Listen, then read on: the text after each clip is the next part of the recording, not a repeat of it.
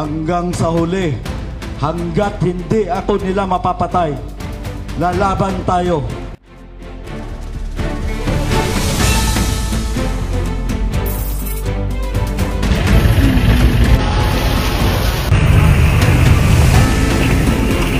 Any administrative body or agency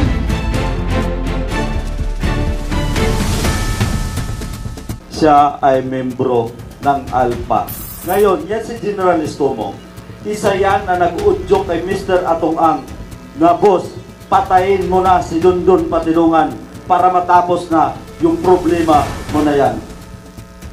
Itong mga pulis na to, sila ang kumukuha ng mga missing sabongero galing sa farm. Sila ang nagdadala doon sa Taalig.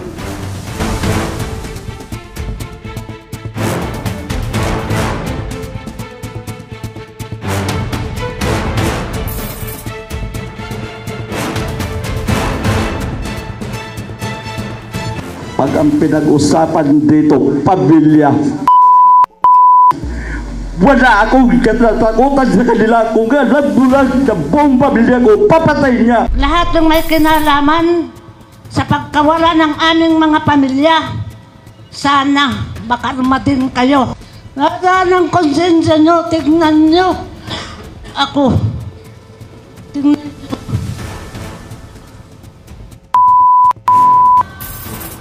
Wala kang kasing sama.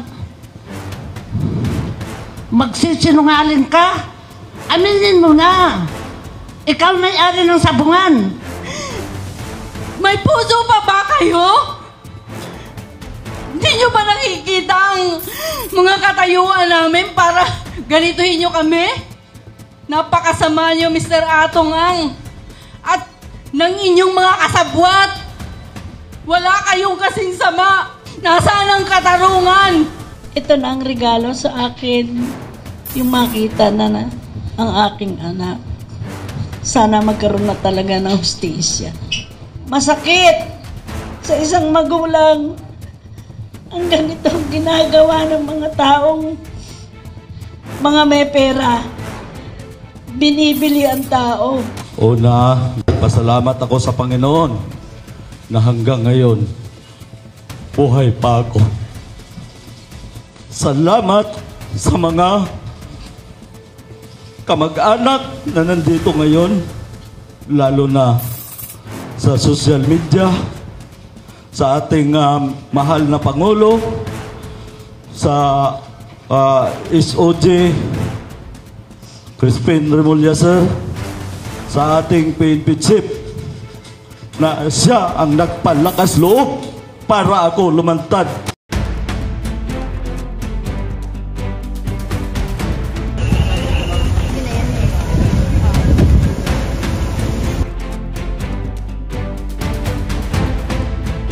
May mga na-recover na mga animal remains, may human, halo-halo, no? Kasi alam nyo naman, may farm yan dyan sa lugar na yan. Mix-mix na ang ating mga tinitingnan ngayon na mga... Kaya kasama sa ating processing dyan, ang pag-differentiate kung ito ba ay animal origin or human origin. Mga cross-matching ng mga buto, ng mga remains to the possible kins na nagbibigay ng mga standards is mabilis na naman yan. Pero hindi natin mabigyan talaga ng oras dahil hindi nga natin alam ang mga complications na mag-arise kasi this is a technical process, very technical examination. Was informed na 12 po doon sa mga kaanak po na mga missing sabongero po ay nakuhanan na po ng DNA profile. So we are just waiting for the official result to be issued by the forensic group kung may magmamatch po dito sa mga possible human remains na nakuha po natin. Major breakthrough po yan because this will prove our earlier assumptions na talagang pinatay na talaga itong, at least we're talking about the 34 missing sabongeros na hawak na cases na hawak po ng CIDG. It will be a welcome development po kung any of these 12 PNP personnel under restricted custody will really cooperate in the ongoing investigation po, because at the end of the day ang objective po natin dito ay bigyan po ng hustisya ang mga biktima, pati na rin po ang kanilang mga pamilya. Mukhang nakasanayan na ang magtapon talaga ron. It has already become a place to dispose of human remains. Malinaw yung legal aspects na kinakailangan natin i-clarify within our ranks. Ano yan? Kalokohan yan. Alam mo yan, this country is full of politics and troll farms that they always want to spoil whatever good things that we can do. Mga taong parehong involved sa pagpatay ng tao sa drug war at sa isabong. That's as far as we can trace right now, but we will have to establish clearer links to each other. State is the interested party here. Kaya wag natin sasabihin na porke may pamilyang tumahimik, hindi na kakasuhan tungkol sa pamilya, sa kamag-anak nila. Hindi po. This is the interest of the state and that this is the interest of the people of the Philippines. Si Colonel, Lieutenant Colonel Rapa, attorney na siya ngayon. Pinagmamayabang niya pa nga sa akin, sir, kaya nga ako nag-attorney para kaya ko dipinsahan yung sarili ko. Ngayon, yung time na yon, pinapaambos yan ni Mr. Atong Ang sa halagang 2 million. Dahil yung akala ni Mr. Atong Ang, ito si Arvin Mangyayat, siya ang pinanser ng Manchuchupi. Ngayon, minisyonan na pinapambos. Kinabukasan, parang gusto na manghingi yung mga dumali kay Mangyayat. Sabi ko kay Mr. Atong Ang, bakit ko bigyan ng 2 million yan? Hindi naman namatay si Arvin Mangyayat. Bago ang lahat, Sir Julie, i-blur ka ba namin mamaya pag-broadcast? I think this is the question for everyone. May naka-live naman yung Napolcom. Are we gonna blur you or bear it all? Hindi kailangan. Kanina nyo pa ako kinuhaan ng video. Para lang ngayon, clear. i-blur muna. So, para lang clear. Kasi even though ganyan, para mamaya sa TV Patrol, malinaw. Tingin mo, hindi naka-live yan? Hindi po kami naka-live, sir. Yung some of us hindi naka-live. For those na hindi naka-live, just to seek your permission, sir. Sige, okay lang. Depende Okay na. kung anong gusto mo. Hindi, sir. It's not depend on me, sir. It's not depend on me. Kasi yan, kalat na yan, no? Hindi, sir. It's not depend on me. Actually, sa opisina ito. And anyway, sir. Sir, sa binanggit ng police, may nakikipag-ugnayan na ho ba sa inyo na makikipagtulungan to be on your side? Sa ngayon, hindi naman nila alam yung punta ko. Okay. Pero may mga tao, mayroong nagpaparating na. Kapag nag-ipon-ipon na yan sila doon sa Camp Crame, baka karamihan yan, babaliktad na. At natakot yan na mataob yung kaldero nila. Oo. Okay. Sir, si General Estomo, have you met him? Nagkita ba kayo face to face? Yes. Yes, sir. Yes. And paano po nakarating sa inyo na he's the one instructed to kill you kay Mr. Atong? Alam mo ito si Mr. Atong Ang. Chismoso rin kasi to. Totoo. Kung ano yung mga plano, sinasabi rin sa akin. Nadulas man siya. Alam mo, sa totoo lang, pinapapatay ka na ni General Estomo. Hindi ko lang ginagawa. That's it. That's it. Okay. Sir, lastly, Sir Julie, what's next for Julie Patidongan? After this, sir, after Napolcom, what's next for Julie? Siyempre, iligtas ko muna yung sarili ko dahil ngayon nakita na nila kung saan ako 100% pati anino ko hinahabol na ng mga pulis na yan at saka ni Mr. Atong Ang. Sir, with that concern kay Commissioner Kalinisan, sir, are we going to provide security for Julie? And papaano po, sir, ihabol ko na rin. Yung na-mention ni Sir Julie is mga active. May habol po ba ang Napolcom sa retired, specifically yung retired na binanggit niya? Thank you, sir. Thank you very much, Julie. Thank you very much po. Una sa lahat, dun sa kanyang security complement, kung ikaw pa ay nangangailangan na alis totoy ng dagdag seguridad, sabihin mo lang sa amin. Pero naniniwala ako sa kung sino man ang may hawak sa kanya ngayon, hindi na sasabihin na siguro, naniniwala ako sa kakayanan ng security unit na yun. Believe ako dun sa security unit na yun. Dun sa usapin na kung may habol kami dun sa mga retired, that is a different story. Kaya nga kinakailangan learning from the past. Pag upo natin dito, we have to learn from the mistakes of old, yung mga pagkakamali nung nakaraan. Kung mabagal ang takbo ng kaso, maaring mag-retire o mag-resign ang isang pulis. Kapag nakapag-resign o nakapag-retire na isang pulis, hindi na natin pwedeng habulin. Kailangan, para makasuhan sa NAPOLCOM, ikaw ay active na pulis para ikaw tumuloy-tuloy yung kaso. Otherwise, we don't have jurisdiction. So, sa aspetong makakasuhan pa ba yung nag-retired na pulis ng admin case, ang sagot ay no. Sa tanong na pwede pa bang makasuhan yung retired na pulis, ang sagot ay yes. So, ang kaso pwede i-file doon ay criminal case. Naniniwala ako sa kasipagan, kakayanan ng ating Department of Justice na sila ay gumagawa rin ng mga lahat ng kaso laban sa lahat ng mga involved. Kung kinakailangan ng tulong ng DOJ at magpa-file kami at kami naatasan, then so be it.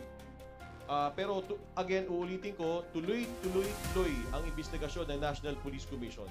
Kung merong butas at merong hindi na pa nafa-filean ng kaso ng DOJ, ng PNP o kaya ng NBI o other law enforcement agencies, hindi magdadalawang isip ang National Police Commission na mag-file din ng criminal case.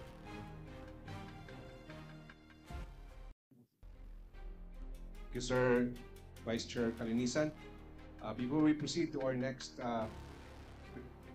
reporter, we are reminded that there are only 4 more reporters to ask questions in this session.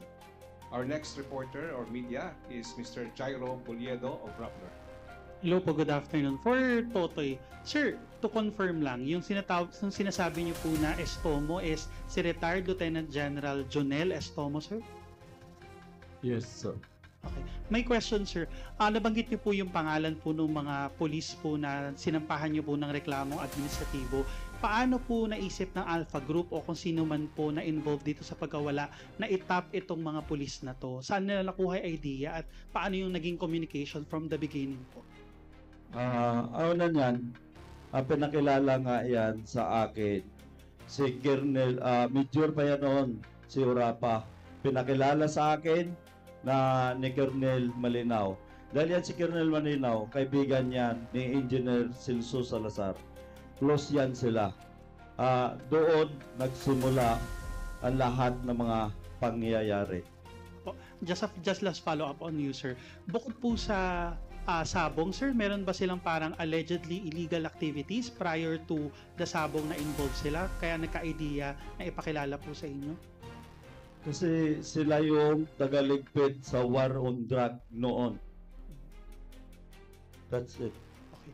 Just last question po for Viseo Kalinisan. Sir, we understand that this is administrative in nature and yung pinakamataas na punishment ay dismissal from service. Pero paano makakatulong po itong case build-up natin sa admin, sa future criminal complaint if ever po na magkakaroon, sir?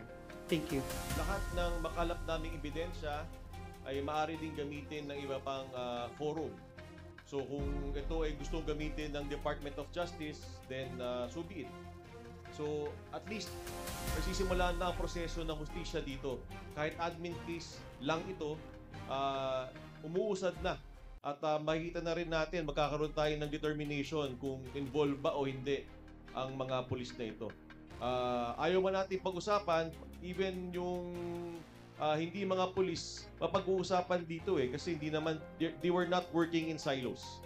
So if the other law enforcement agencies want to use our findings or use our decision, then thank you and so be it.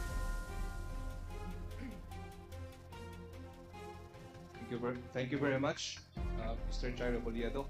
Next to ask question is Mr. Gary De Leon of TV5. Sir. Kay Sir Donald Patindongan. Sir, dun sa 12 pulis, paki-divide natin. Alin ba ro na may kaso ng paggawa ng missing sabongero sa Santa Cruz at sa Manila? Actually, lahat yan sila. Dahil isang team yan sila kung lumakad. Kaya nga nabili yung kuha nila sa Manila rin dahil doon po sila nanggaling sa Santa Cruz. Yung kay John Lasco po, kasali rin ba sa? Yung si John Lasco, marami-rami ang kumuha doon. Kaya yung iba, hindi ko na namukhaan. Kaya nung magkabayaran, 2 million yun. Kinabukasan, tumawag yan sa akin si Mr. Orapa. Sabi sa akin na, Sir, dagdagan mo naman to ng 2 million, gawa ng marami kami. So overall, 4 million maliban doon sa binitbit nila na bolt. Kitang-kita naman yun sa CCTV. Sir, yung iba pa kasi sabi yung 108. Ibig sabihin, may mga police operation din na nangyari doon sa 108. Yes, katulad ng sinabi ko, mayroong isang taga San Jose del Monte, Bulacan. Kaya ako nanawagan doon sa kamag-anak, huwag nyo naman patulugin ang hustisya ng inyong kamag-anak. Ngayon, nandito na ako na kayang sumuporta sa inyo o bilang witness para matugunan ang hustisya ng inyong kamag-anak. Lumapit na kayo, mag-file na kayo sa CIDG. Okay, Sir Kalinisan. Sir, ipipresent ba natin in the future itong mga police na pinangalanan na to kung sakasakali man magkaroon man tayo ng initial investigation? Paano po? Hindi namin sila ibabalandra, pero sila ipapasagutin namin. We will not bring them here for a lineup for them to answer your questions. Hindi yun ang karapatang pantao. So, if you want to talk to them sa inyong kaparaanan, discard nyo yun. Pero as far as the NAPOLCOM is concerned, hindi namin sila para ibilad. We will respect the human rights of everyone, including respondents. We will follow due process of law. Due process not just for the complainants, but also due process for all respondents. Yun ang esensya ng institusyon. So hindi kami para magkamali doon. So hindi namin gagawin na ibilad sila sa inyo. Thank you, sir. Thank you, sir. Next to ask question is Mr. Val Gonzalez of DZRH. Good afternoon po. Kay Sir Patidongan, sir. Sa University of the Philippines po kanina, may binanggit kayong isang police colonel na kumuha ng 12 cellphone ninyo at yung isa ninyong passport. Pwede ho bang pakipaliwanag sa amin? Paano ito nangyari? Bakit ito nangyari? Para sa ano yun? Ba't kinuha yung inyong cellphone? Hindi ka nakinig doon sa sinabi ko kanina. Yan si Colonel Malinaw. Siya ang hipe ng CIGD noon sa Region 4A. Nung niread ako, kinuha lahat yung cellphone ko na 12, kasama yung tab, kasama yung passport ko, kasama yung pera ko na 1.2 million. Buti na lang, babait-bait pa, nagtira pa ng 70,000 na ginamit ng misis ko na pang hotel-hotel. Yun lang. Next question. Doon ho sa 108 na nababanggit na itinapon doon sa Taal, lahat po ba yun ay puro mga sabungeros? Yes, lahat yun nanggaling sa sabungan ni Mr. Atong Ang. May pahabol pa nga sila nung nakarang taon. May nagnakaw ng manok. Kahit imbestigahan nyo doon sa PNP na COP ng Lipa, dahil kaklase yun ni Orapa, nabanggit pa sa akin nung isang pulis din, bakit din nyo naman inayos yung trabaho nyo? Kitang-kita sa CCTV yung sasakyan nyo at mga mukha nyo. Ang problema, ayaw ilabas ni Mr. Atong Ang yung CCTV kasi sira daw. Pangalawa, yung sa Siniloan na dinukot din nila, nagnakaw ng manok, hindi lang isa yun, nakatakbo yung dalawa. Kaya umabot ng 110 yan. Katulad ng sinabi ko noong nakaraan, wala akong idea talaga kung paano nilang kinatayan, kung ang ibaba ay nilibing o sinunog. Yun lang. Okay. Yung last question ko sa inyo, mainam na kayo na rin ho ang sumagot. Kasi doon ho sa social media, ang dami hong lumalabas na napakayaman daw ho ninyo. At dalawa daw yung inyong mga sasakyan na mga bulletproof. Ang dami daw ho ninyong mga properties like lupa, mga may resort para ho kayo? Yes, natural kasi pinaghirapan ko yan. Dahil ako, mayroon akong betting station nung panahon ng online sabong. Yun. At itong kung nag-isip kayo na ninakaw ko o binayad ni Mr. Atong Ang para pumatay, kahit singkunduling, hindi ako binagyan dyan para sa mga missing sabongero.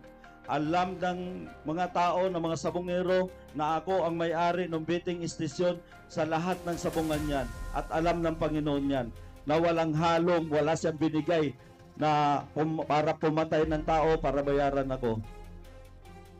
Okay, thank you. Kay VCEO Kalinisan, sir. Ang next po na maririnig namin sa mga susunod na mga araw, dahil may mga pulis na nasa active service pa, ay yung preventive suspension. Ang NAPOLCOM ho bang i-initiate ho ng paglalabas ng mga preventive suspension doon sa mga police personnel involved? Una, siyempre, kailangan natin i-assess yung ebidensya. Gusto ko rin makita kung nag-request doon si Totoy sa kanyang final, kung meron siyang request ng preventive suspension also. Kung may banta sa buhay ni Totoy o ni Numan at malakas ang ebidensya base doon sa ipinasa kanina, maaari kaming order ng preventive suspension ng mga pulis na ito. Ayoko lang pangunahan. Sisilipin natin yung papel. Nag-file ka ba, Totoy, ng request ng preventive suspension? Yes. So, sisilipin natin ito kung nag-file nga siya at anong laman nung kanyang mga nilalahad. At base rin doon sa mga final ng affidavits at complaints nung lahat ng mga kamag-anak ng mga namatay. Thank you, Mr. Baltosas. Thank you, sir. Our next reporter to ask question is Miss Bea Pineza of Bombo Radyo. Sir, good afternoon po. First question po, sir, kay Sir Julie Patidongan. Sir, nililink po kasi ng Department of Justice ito dun sa war on drugs, and earlier you said po isa sila dun sa mga lumiligpit sa mga tao na nadamay doon sa war on drugs. Meron po ba talagang droga na involved dito sa kaso ng mga sabongero, or dito lang po talaga siya umiikot sa sabungan? Umiikot sa sabungan, pero itong mga tao na to, yung tagaligpit, sila rin yung kumukuha ng mga drug lord. At mayroon akong alam dyan, wala naman na yan sa missing sabongero, hindi ko na babanggitin at baka kung saan na naman tayo mapunta. Mayroon akong isang idea, bahala ko na banggitin dito na hindi muna sa social media. Okay, sir. Sir, ask ko na lang din po sa part ni Attorney Rafael. Sir, given na kasama po or nabanggit na po ni Julie Patidongan, ni Sir Julie Patidongan po yung about nga dun sa war on drugs involvement nitong mga nagliligpit na mga pulis, madadagdagan pa po ba or possible madagdagan yung mga kaso nila maliban po dun sa involvement nila dito sa missing sabongero, sir? And what are the possible cases po na maaari po nilang kaharapin po, sir?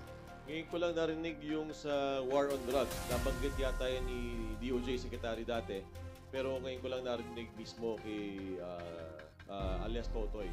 So, babasahin muna namin. Pero isa lang ang masasabi ko, no stone unturned.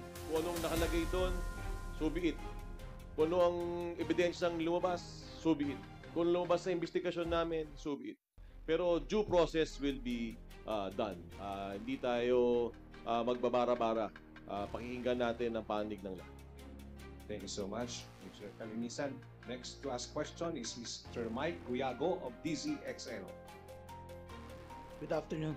Kay Sir Julie Patidongan, sir, maraming malamang ang nagtatanong kung bakit ganito ang inyong tapang na ipinapakita despite itong mga nakakabangga mo talaga ay halos yung pagdidescribe na ay halos malademonyo ang kanilang mga pamamaraan, ang kanilang pananakot at ito sa mga pagpatay. May mga bakit daw, may mga nasa likod daw ba ninyo na parang malaking mga tao kung kaya't kayo ay humuhugot ng ganyang katinding tapang? Kahit sinong tao. Pag ang pinag-usapan dito, pamilya, putang ina nila. na akong katatakupan sa kanila kung nagpunas sa buong pamilya ko, papatay niya. Kaya sinabi ko sa kanya, okay lang, patayin mo ako, tinupayin mo buong pamilya ko, hindi na pwede yan. Yun lang. Sir, mayroon mo bang mga police from the National Capital Region na nandito sa 12 na binanggit ninyo? Yes, nandito lahat sila. Nandito lahat sila at dito naka-duty sila sa Luzon. Ano bang rango ni Estomo, sir, nung nasasangkot siya dyan? Ay, si Estomo, Alpayag. As a membro ng sabong yan. Pag sinabing Alpa, kasama siya sa 21 na yung binanggit nila na nagfinance, pero lubog ang pangalan ni Estomo. Si Bernie Tacoy, Mayor Bernie Tacoy, ang lumutang na pangalan niyan. Thank you, thank you. Okay, that will be the last reporter to ask questions. May we now respectfully request the NAPOLCOM Vice Chairperson and Executive Officer, Commissioner Attorney Rafael Vicente R. Calinisan, to deliver his final message to the members of the media. Sir? Before I speak, meron pa bang gusto magtanong? Ba, meron pa. Go ahead.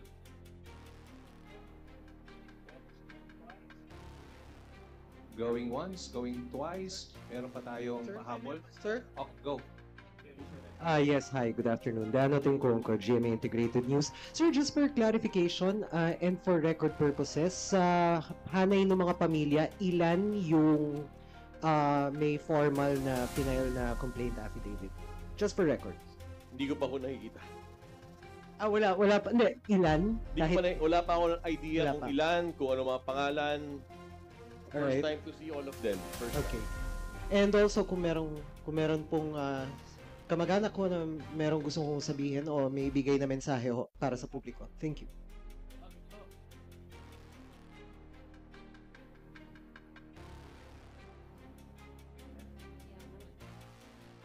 Magandang hapon po. Ako po si Charlene Lasco, kapatid ni John Lasco. To be honest, naiyak kami na pumapasok kami rito kasi parang ang treatment sa amin, no, very VIP. After 4 years, merong mga government agency na tumututok sa amin. Naiiyak ako kasi at masaya, nararamdaman namin yung suporta nyo.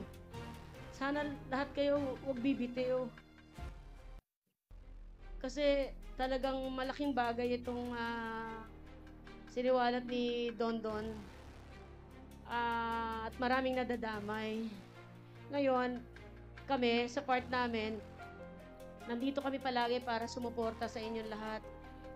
Pero syempre, tao lang kami, nagtatanong kami. Makikita mo sa news palagi, bakit laging PNP? Bakit itong mga habitually engaged na to, may mga red flags na hindi nakikita ng mga kapulisan? Like for example, si Colonel Orapa, he was involved in a kidnapping in San Andres. Pero na-dismiss yung kaso niya. Bakit itong mga ito ay hindi nakikita? 'Di ba?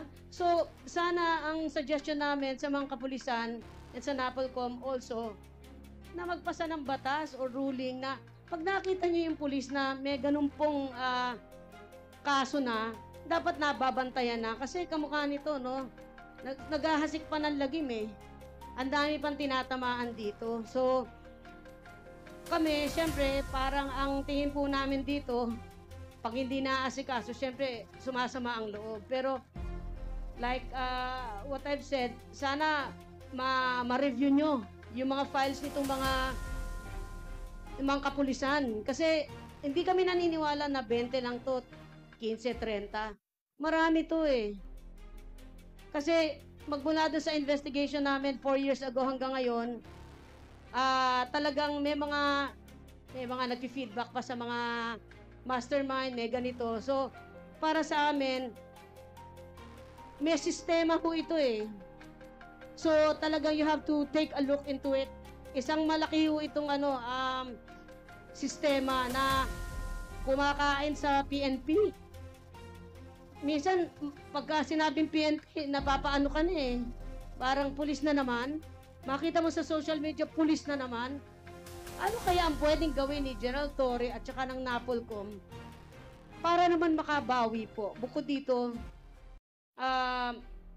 sana naman ho talagang magpasa ng batas kayo na kung pwede, strike one pa lang, tanggal na sa serbisyo. Sana ganun, di ba? Para hindi na pamarisan, hindi na tayo magdalawa, hindi na tayo magtatlo. So, yun lamang po yung hinihiling namin. And sana po, magpatuloy po kayo na talagang fair and just na review dito sa kaso na to. Kasi, hindi siya biru-biruan. Sana wag na hong pamarisan. At sana wag tayong, kahit ma'am, I'm sure may kakilala nyo yung iba, kumpare. Sana ho, talagang justice ho yung maibigay po sa atin. Hindi lang ho sa amin. At saka yung iba pang hindi makadulog, natatakot, pero talagang humihingi rin. Hindi sila ganun ka-bold, ganun katapang, o ganun ka-porsigido. Sana mabigyan rin ho ng justice yung mga yon. Salamat po. If I may respond, ma'am. Nasa pangalawang buwan pa lang po ako na panunungkulan ko bilang pinuno ng National Police Commission. Meron po akong 6 na taon na fixed term. Pangako ko po sa inyo at sa lahat po na nanonood na taong bayan ho, magiging patas po ang National Police Commission. Lahat po ng kailangan pong gawin dito para malinis po ang hanay ng mga kapulisan ay gagawin po namin na walang takot. So kung meron po kayong gustong isumbong po sa amin, kami po ang pulis ng pulis. Kung di man po yun na yung awareness level po ng Napolcom, maaari po napakababa. Pero siguro po sa mga nangyayari po ngayon, katandaan po ninyo na meron po kayong maasahang hustisya sa National Police Commission.